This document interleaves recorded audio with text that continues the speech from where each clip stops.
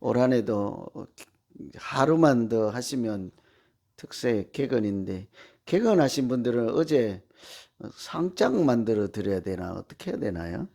하여튼 뜻있는 분들이 나와서 기도를 하시고 새해를 하나님 앞에 나와서 이렇게 일주일을 이렇게 구별하는 거잖아요, 시간을. 근데 이것도 할 수 있고 저것도 할 수 있는데, 내가 일주일 새해 모두에 성전에 가서 기도하는 것으로 올 한 해 내 인생을 한번 살아보겠습니다, 이런 결단이잖아요. 그렇게 기도하시는 분들에게 하나님께서 꼭 은혜도 주시고 올 한 해 믿음으로 또 성령과 말씀으로 인도하여서 복 있는 인생을 사는 새해가 되기를 간절히 기원합니다. 오늘은 기쁨의 전령이 되는 새해라는 제목으로 말씀을 증거해 드리려고 합니다. 기쁨의 사도가 되는 새해, 이렇게 해도 되겠죠. 선교는 보통 교회가 한 사람을 이렇게 뽑아서 선교사로, 사역자로 이렇게 파송을 하죠. 그래서 사도라는 말도 보낸다 하는 말이에요. 교회가 한 사람을 뽑아서 선교지로, 이렇게 전도자로 복음을 전하러 보낼 때 보내는 사람이라는 뜻이죠. 그래서 보통은 교회가 한 사람을 보내는데, 오늘은 그 반대 이야기죠. 선교사님이 교회에게 거꾸로 어떤 사람을 보내는 이야기죠. 왜 그런 거 하니? 자기가 이제 감옥에 있으니까 교회는 가볼 수가 없었고, 그래서 자기가 자기 대리자로, 하나님의 대리자로, 마치 교회가 세상으로 사람을 보내듯 감옥에 있는 사도가 한 사람을 그 교회에 보내는 그런 말씀입니다. 감옥에 있으니까 뭐 직접 당연히 갈 수 없어서 그러기도 하겠지만, 아주 중요한 것은 감옥 안에 있을 때 자기가 그 깨달은 말씀이 있을 거 아닙니까? 감옥이, 세상이 나를 이렇게 묶어 가둘지라도 이 세상이 전혀 빼앗아 갈 수 없는 그런 신묘막직한 하나님만 주실 수 있는 기쁨을 알게 된 사도 바울이 밖에 있는 성도들, 빌립보 교회 성도들도 나와 같은 이런 기쁨을 당신들도 누리고 만일 가지고 있다면 그 기쁨으로 믿음 생활하기를 바랍니다, 이런 편지를 써서, 편지의 전달자이기도 하지만 그 사람 자체가 편지가 되는 그런 내용이죠. 옛날에는 글로 쓰지 않아도 어떤 사람이 다른 사람의 소식이나 뭐 물건이나 이런 걸 가지고 전달자로 가지 않습니까? 대표적인 게 왕의 명령, 왕의 뜻을, 교지를 가지고 가는 사람들 있죠. 암행의사도 될 수 있고 전령인 거죠. 명령을 전달해 주는 사람, 하나님의 소식을 전해주는 사람, 그런 사람들 누구게요? 사도, 선교사, 전도자.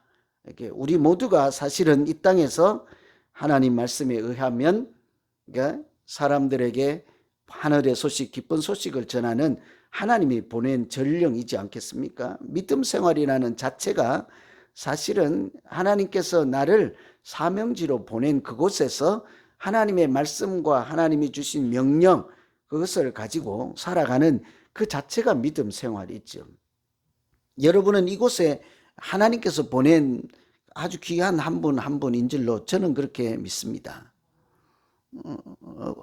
모르고 오셨어요? 왜 눈치들이 잘 모르고 오신 것 같아요? 그죠? 아주 특별한 사명을 받고 오신 것이죠. 이 세상에 교회가 얼마나 많습니까? 그죠? 또 목사님들은 얼마나 많고, 또 믿음의 사람들 얼마나 많습니까? 이 지금 현재 우리 인생의 현 주소는 이곳에서, 이 교회에 하나님이 주신 비전과 사명을 가지고 살아가는 그 자체가 우리들이 믿음 생활하는 오늘 현재 주소이지 않겠습니까? 그렇다고 하면 이 사도 바울은 그런 거예요. 이 사람이 가면 너희에게 기쁨이 될 것이다, 이 사람이 가면 너희에게 유익할 것이라 하고 보내겠다는 건데요. 누가 가면요, 우리가 누구를 보내면 그곳이 살아나고 그곳에 있는 사람들은 기쁨을 회복하게 될까요? 어떤 사람을 또 뭐 공동체가 아니더라도 누군가에게 보내면 그 사람이 살아나고 믿음 생활도 다시 잘하게 되는 그런 은혜가 충만할까? 우리 다 그런 사람으로 한 해를 살아보면 어떨까요? 그죠? 각자 한 사람 한 사람이 내가 누군가에게 가서 어떤 가정에 가서 또 어떤 교회에 가서 어떤 선교지에 가서 내가 거기서 며칠 지나고 오거나 1시간 만나고 오거나 차를 마시고 오거나 하면 나를 만난 그 사람들이 다시 믿음을 회복하고 슬픔에서 다시 일어서는 기적 같은 일이 일어나는 그런 한 해가 되면 여러분 우리가 믿음 생활을 잘하는 것이지 않겠습니까? 저는 그래서 오늘 제 기도는 올 한 해 동안 여러분 모두가 어느 가정에 찾아가든 누구에게인가 찾아가든지 하나님이 보내신 여러분을 통해서 그 한 사람 한 사람 한 영혼들이 다시 소생하고 믿음을 회복하고 기쁨을 잃어버린 사람들이 다시 웃음을 되찾고 행복하게 믿음 생활하는 그런 귀한 한 해가 되기를 간절히 기원합니다. 그죠? 뭐 좀 안 하고 싶은 표정이에요. 그죠? 열심히 아멘 하세요. 이런 대목은. 그래야 되지 않겠습니까? 여러분 저를 한번 생각해 보세요.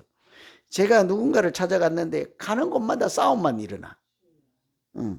봐 우리 권사님 뭐 얼마나 하잖아. 얼마나 애절한 그죠? 제가 가는 곳마다 사람들이 낙심했고 믿음을 떠나. 그러면 뭔가 잘못된 거지. 그죠? 뭔가 잘못된 거지. 저한테 그러니까 막 고소하다 그러고 쳐다보는데요. 홈장님들 생각해 보세요. 홈장님들. 선교회 회장님들. 부서의 부서장이나 어떤 대표되는 분들 생각해 봐요. 내가 누군가하고 대화만 하고 나면 싸움 박살이 일어납니다. 큰일 나지 않겠습니까? 그죠? 그래서 오늘 그런 차원에서 말씀을 한번 생각하고 기도하려는데요. 어떤 사람이 되면, 어떤 사람이 가면 나를 만난 사람들이 살아날까? 오늘 말씀에 보면요. 상대방을 진실로 생각하는 사람이에요.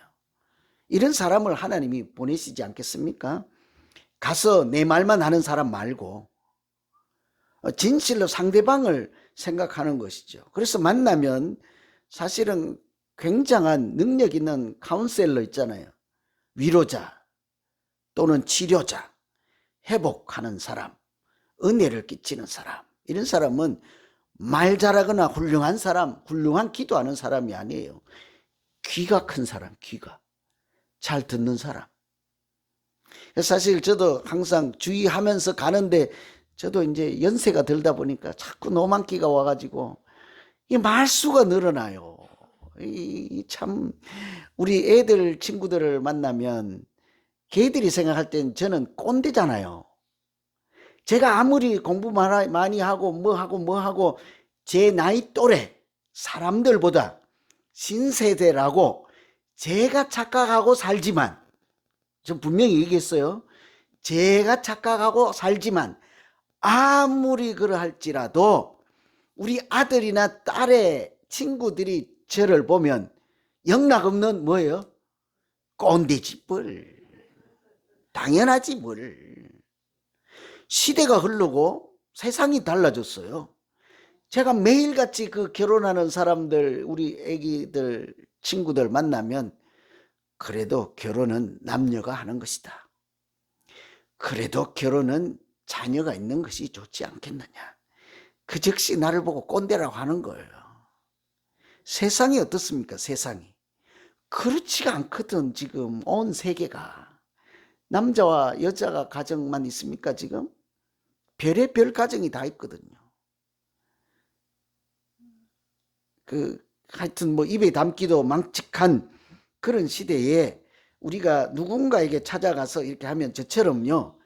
말수가 많아져서는 능력 있는 카운셀러가 될 수가 없는 거예요. 그래서 제가 늘 제 자신을 다독여서 자꾸 훈계를 하죠. 제가 제에게 어디 신방 가면 너 말하지 마. 어디 신방 가면 여러분한테 얘기하는 거 아니에요. 저한테 얘기하는 거예요. 너 어디 신방 가면 자꾸 주절거리지 마라. 들어 그냥 들어. 정말 제가 엘리베이터 탈 때마다 각성을 하고 가요, 사실은. 그래도 갔다 오면 항상 후회해.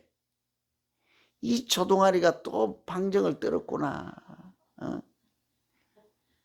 이 늘 있잖아요. 이 말씀의 주제는요, 상대방을 뭐래요, 아까? 진실로 생각하는 사람이에요. 진실로 생각하는 사람, 상대방을.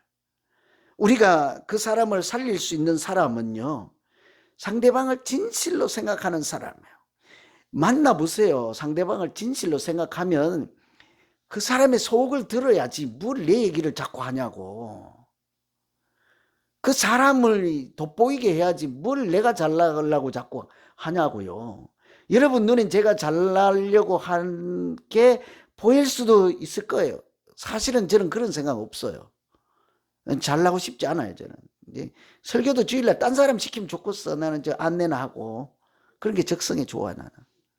난 절대로 무대에 서는 거 안 좋아해요. 딸내미가 결혼할 때 춤추자는데 난 어디 도망갔다 오고 싶어. 안 좋아해. 절대로 내가 돋보이고 그런 것이 아니라 상대방을 돋보이게 하고 내 말보다는 상대방의 말을 듣고 내 감정보다는 상대방의 감정을 헤아리고. 근데 우리가 연약하니까 어때요? 제가 이렇게 아무리 때려도 자꾸 실수를 한다고. 자꾸. 저도 이제 연세가 들어가니까 발끈발끈 하잖아요. 그죠? 이렇게 안에 이제 화가 많을 때는 나도 이제 단추만 누르면 터져버린다고. 요즘은 제가 화가 아주 많을 때잖아요. 아시잖아요. 그죠? 신년 초에 머리가 얼마나 복잡하겠습니까? 이 바울이 진실로 이는 너희를 생각하는 사람이고 내가 보증한다. 나에게 아들 같은 사람이다. 나 대신 너희에게 가서 너희가 이 사람을 만나기만 하면 기쁨이 회복되고 나는 이 사람을 보내서 너희를 위로하고 은혜를 회복하고 믿음으로 사는데 꼭 도움을 줄 이 사람을 보내고 싶다. 첫 번째가 누구예요? 디모데예요. 그래서 제가 한번 찾아봤어요. 디모데라는 사람이 누굴까? 그 이름이요, 하나님을 공경하는 사람이래. 여기에서 참 많은 충격을 받았습니다. 여러분, 우리는 다른 사람에게 가서 위로하고 은혜를 얻고 믿음을 살리고 그 사람에 유익하게 하려면 어떤 사람이 가야 돼요? 돈 있는 사람, 능력 있는 사람, 건강 있는 사람, 춤 잘 추는 사람, 뭐 또 해볼까요? 뭐 옷 잘 입은 사람 뭐 할까요? 또 여러분 좋아하는 거 뭐 있습니까? 다 아니고 뭐래요? 그가 먼저 스스로 하나님을 공경하는 사람, 그 사람이 누군가에게 가면 하나님께서 그들의 말을 들어주고 말을 듣게 하시고 그들의 심장을 헤아려 디모데가 가서 만나는 사람을 사실은 디모데가 아니라 하나님께서 그들을 위로하시고 살려낼 줄로 믿습니다. 이것이 기쁨의 전령이에요. 기쁨의 사도. 하나님께서 우리를 택해서 어딘가에서 보내잖아요. 다른 거 없어요. 나 재주 없어요. 할 줄 아는 거 없어요. 가진 것 없어요. 나는 집만 내요. 아는 것 없어요가 아니에요. 내가 하나님의 이름으로 갈 테니, 나는 그저 껍데기로 갈 테니 하나님이 만나주시고 하나님이 치료해 주시고 하나님이 위로해 주실 줄로 믿습니다. 이런 믿음으로 가면 아무리 미천한 내가 갈지라도, 내가 가서 어떤 말을 할지라도 하나님은 틀림없이 그 가정에 은혜를 주시고 회복시켜 주실 줄로 믿습니다. 우리가 이렇게 믿음 생활해야 되지 않을까요? 하여튼 여러 가지 얘기 더 하면 뭐 자꾸 그러니까 일단 여기서 중단하고요. 어쨌든 자꾸 가면 그 어떤 사람이라도 그가 먼저 하나님을 만난 사람이라서 하나님이 현실적으로는 연약하고 부족할지라도 은혜와 역사를 나타내시고 올 한 해 그런 만남 때문에 내가 마치 하나님이 보낸 사도, 하나님이 보낸 전령처럼 그렇게 능력 있는 믿음 생활하는 한 해가 되기를 다시 한번 간절히 기원합니다. 두 번째는요, 첫째는 상대방을 진실로 생각하는 사람이에요. 두 번째는요, 자기가 희생하며 헌신하는 사람이에요. 이거는 디모데 얘기가 첫 번째였고, 이거는 두 번째는 에바브로디도라는 사람의 그 이야기예요. 사도 바울이 디모데를 보내려고 하는데 그 형편이 열리지 않고 언제 갈지를 모르니까 급하게 먼저 보낸 사람이 에바브로디도라는 사람이에요. 감옥에서 사도 바울이 자기 마음을 구구절절히 써서 그 쓴 편지를 들고 갔던 사람이에요. 빌립보 교회에. 근데 이 사람은 본디 로마에 살던 사람이 아니고 빌립보 교회에서 성도들이 자기 정성을 모아서 사도 바울이 로마 감옥에 갔다가 전해드리라고 그 헌금을 모아서 들고 갔던 그 사람이 에바브로디도라는 사람이에요. 아프로디테, 비너스와 같은 이름이에요. 에바브로디도가 아프로디테처럼 미의 여신 이런 이름이잖아요. 뜻이요, 사랑받는 자요, 사랑스러운 사람, 아주 매력적인 사람. 이 에바브로디도 안에 얼마나 그 자기 인격이나 믿음이나 자기 여러 가지 행동이나 이런 것이 얼마나 저거 했으면 사람들이 볼 때 사랑스러운 사람이겠어요. 우리 교회도 보면 사랑스러운 분들이 참 많아요. 그죠? 어느 교회 다니십니까, 여러분? 우리 교회도 보면 사랑스러운 분들이 많아요. 자세히 보세요. 자꾸 불 달린 것만 보지 말고 전부 다 한번 잘 보세요. 잘 보세요. 그러면 다 사랑스러워요, 사실은. 지금 현재는 믿음의 키가 요만하고 또 마음의 넓이가 요만할지라도 여러분 과거를 알고 현재 당한 처지를 알고 또 그 마음에 담고 있는 그런 생각들을 한번 잘 들어보세요. 다 사랑스러운 분들이에요. 잘 안 되고 타고난 기질도 그렇고 가정 형편도 그렇고 현재 처한 상황도 그런데 에바브로디도처럼 사랑스러운 사람으로 살고 싶어서 자기 스스로 현재는 몸부림치고 있는데 저처럼 잘 안 되잖아요. 저도 신방가면 자꾸 말수가 많아지고 자꾸 실수하잖아요. 그런 것처럼 현재 모양은 그럴지라도 우리가 조금만 보면요, 정말 사랑스러운 분들이에요. 저는 우리 교회에 웬만하면 다 사랑스러운 분들이에요. 웬만하면. 한 명, 두 명 제가 노력하겠습니다. 사실은 현재는 다 사랑스러운 분들이죠. 그러니까 잠깐씩 제가 조금 이렇게 성질을 할 때도 있지만 우리 교회는 그래도 아주 양호해요. 그런 분들 거의 없어요. 다 보면 사랑스러운 분. 하나님이 이 에바브로디도라는 사람을 사도 바울이 이렇게 보내는 거예요. 왠고하니 이 사람이 헌금을 들고 로마까지 가는 것은요, 죽을 각오 아니면 갈 수가 없는 거예요. 돈을 들고 자기 수중에 은행에 보내겠습니까, 당시에? 자기가 현금을 들고 먼 길을 가야 되는데 강도를 만나면 어쩔 것이고, 가다가 배고파서 빵 다 사 먹으면 어쩔 것이고, 아파서 치료비로 다 쓰면 어쩔 것이고, 여러 일이 일어날 것이 아닙니까? 그것을 고이고이 뭐 어디서 해서 품고 가든지 먼 길을 가서 교회 성도들의 마음을 잘 전해주고 그 예물을 통해서 하나님의 뜻이 드러나고 또 사도 바울이 그 로마 시민에 당하는 하늘나라 시민을 다시 지켜내는 거룩한 일이라는 것을 알고 집신을 신고 갔으면 몇 켤레나 바꾸어 신어야 되겠습니까? 옷을 가지고 갔으면 우리는 여행을 가도 막 옷 챙기는 거 걱정인데 얼마나 하겠습니까? 그죠? 먼 길을 죽을 각오를 하고 가서 사도 바울에게 전달했어요. 뿐만 아니라 가서 보니 사도 바울이 초췌해 있을 거 아닙니까? 가서 그러니까 자기가 마치 엄마인 것처럼 감옥에 있는 사람을 수발 들고 이렇게 해서 사도 바울이 눈으로 보니까 이 사람이 얼마나 사랑스러운 사람인고 하니 이 사람은 나의 사랑하는 형제요, 수고한 사람이고 군사된 사람이고 나에게 보내준 사자, 하나님이 보내진 사자 같은 사람이고 나에게 쓸 것을 도와주었던 공급해 준 사람이라 이 중에 하나만 붙어서 괜찮은 사람이 있잖아요. 몇 번이나 반복해요. 사도 바울에게 이렇게 좋은 사람이 먼 길을 돈을 들고 왔으니 지치고 이렇게 해서 병이 든 거예요, 감옥에서. 사도 바울보다 먼저 죽게 생겼네.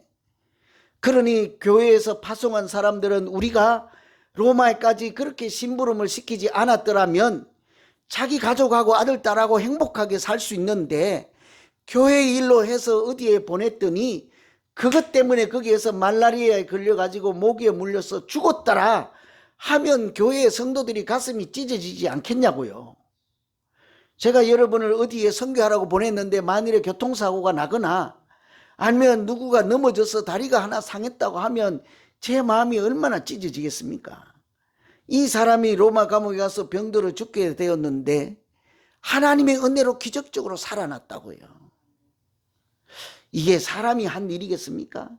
하나님께서 자기를 희생하고 하나님의 사람인 또 다른 그 사도인 사도 바울을 그렇게 극진히 잘 보살펴서 이렇게 감옥에서 사명을 감당하게 하고 또 이 사람들이 그 오고 가고 서로 돕고 희생하는 그런 것을 통해서 빌립보 성도들에게 기쁨을 회복하게 하는 하나님이 쓰시는 사람이지 않겠습니까? 하나님이 은혜죠. 그 뒤에 가서 그 얘기를 해요. 빌립보 교회에 이 사람을 다시 보내므로 하나님께서 우리에게 어떻게 행하였는지 이 에바브로디도를 하나님의 은혜로 어떻게 살렸는지 너희가 들으면 얼마나 좋아하겠느냐. 그래서 내가 디모데가 이르기 전에 이 사람을 너희에게 꼭 보내서 이 사람으로 인하여 너희의 기쁨이 다시 회복되기를 바라노라. 우리가 이런 사람 되어야 하지 않겠어요? 그렇죠? 어떤 사람이요? 자기 감투 생각 않는 거예요. 자기 욕구 채우는 거 생각하지 않는 거예요. 희생하며 헌신하는 이런 사람들을 통해서요, 하나님은 틀림없이 기적 같은 일, 하나님의 일을 나타내실 줄로 믿습니다. 알버트 웰스 2세라는 사람이 이렇게 얘기했어요. 믿는 사람들의 헌신이라고 하는 것은 어렵거나 복잡한 일이 아닙니다. 희생할 때 그 희생을 희생한다고 느끼지 않고 희생이라고 생각하지 않고 자기를 내어줄 때 무엇을 잃어버린다고 느끼지 않는 것이 믿는 사람들이 하는 헌신입니다. 저는 오늘 새벽에도 제가 오늘 2시에 일어났는데요. 이 2시에도 이 문구를 보면서 자꾸 가슴에 그런 울림이 있더라고요. 내가 뭔가를 교회에다 하면서 내가 이만큼 수고했는데 저도 교만하니까 그렇게 할 수 있잖아요. 여러분들이 막 나한테 뭐라 그러면 네가 뭘 알아 이렇게 할 수도 있잖아. 나도 할 수 있잖아요. 그죠? 또 막 열심히 하는 사람을 보고 어떤 사람이 뭐라 그러면 네가 뭘 알아 이 사람이 더 열심히 하는데 이렇게도 말할 수도 있잖아요. 우리가 그렇게 살아가는데 믿는 사람들의 진정한 헌신과 믿음의 생활이 뭐래요? 희생할 때 그것을 희생이라 생각지 않고 내가 내어줄 때 손해본다고 생각하지 않는 것, 그것이 참된 헌신이라. 꼭 저에게 하는 말 같아요. 여러분, 우리가 이렇게 믿음 생활을 할 수 있는 것은 우리가 다 십자가를 알기 때문이지 않겠어요?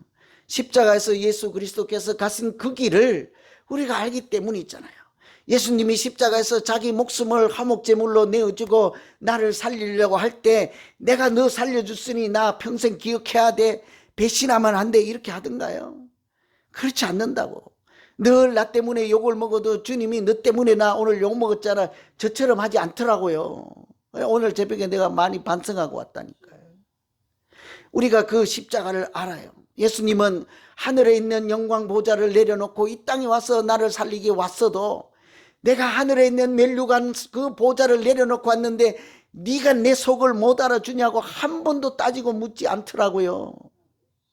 우리가 이것을 알므로 올 한 해 살아갈 때 희생해도 손해본다고 생각지 않고 수고해도 알아달라고 얘기하지도 않고 상대방을 진실로 생각할 때마다 하나님은 우리를 통해서 하나님이 보내신 자로, 위로자로, 기쁨을 회복시키는 하나님의 선수로 그렇게 복되고 아름답게 믿음 생활하는 1년이 되기를 간절히 기원합니다.